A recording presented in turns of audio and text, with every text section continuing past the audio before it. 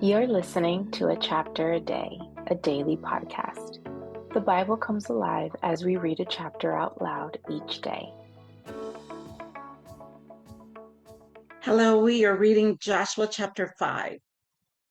Now, when all the Amorite kings west of the Jordan and all the Canaanite kings along the coast heard how the Lord had dried up the Jordan before the Israelites until they had crossed over, their hearts melted in fear, and they no longer had the courage to face the Israelites.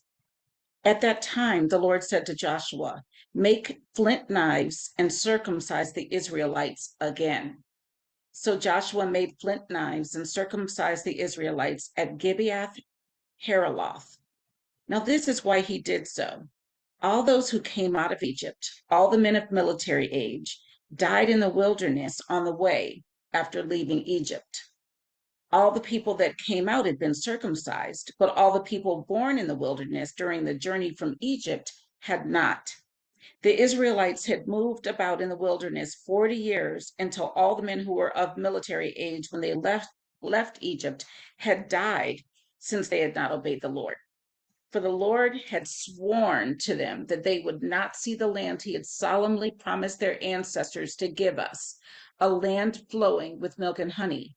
So he raised up their sons in their place, and these were the ones Joshua circumcised. They were still uncircumcised because they had not been circumcised on the way.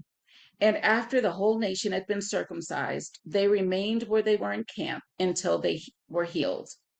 Then the Lord said to Joshua, "Today I have rolled away the reproach of Egypt from you." So the place has been called Gilgal to this day. On the evening of the 14th day of the month, while camped at Gilgal on the plains of Jericho, the Israelites celebrated the Passover. The day after the Passover, that very day, they ate some of the produce of the land, unleavened bread and roasted grain. The manna stopped the day after they ate this food from the land. There was no longer any manna for the Israelites, but that year they ate the produce of Canaan.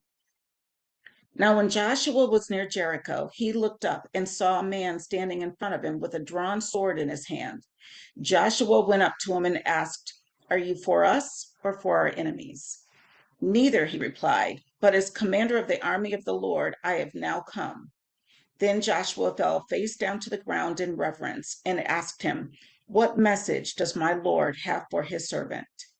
The commander of the Lord's army replied, "Take off your sandals, for the place where you are standing is holy." And Joshua did so. And that is Joshua chapter 5.